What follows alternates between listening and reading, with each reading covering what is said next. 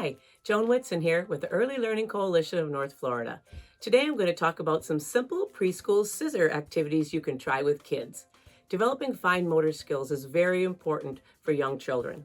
Fine motor skills relate to the small muscles of the body that help kids with tasks such as writing, grasping small objects, fastening clothing, tying their shoes.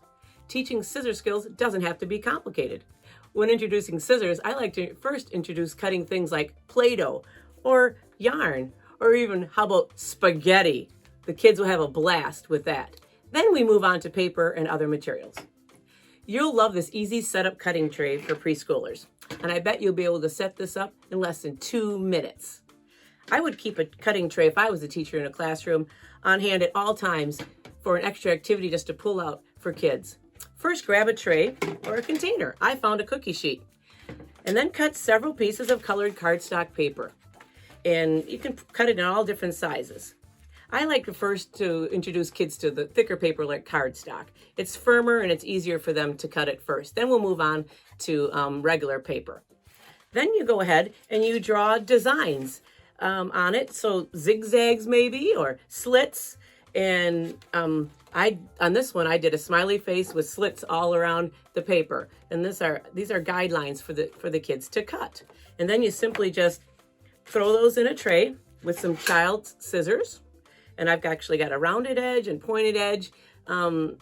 Use the kind of scissors that's appropriate for the age of child that you have.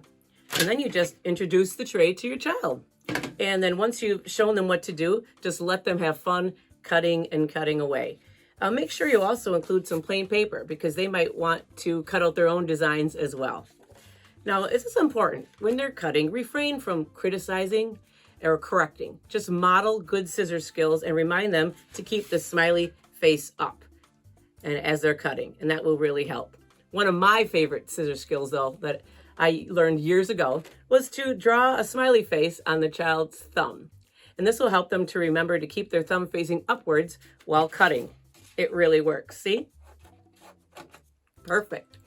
Once kids start doing this, you can suggest that they design their own cutting tray for you. They'll have fun coming up with designs for you to try or other kids in the class to try. We always like to introduce a book when we do our videos. So today I'm going to introduce the book Henry's Scissors by Jeanette Winter.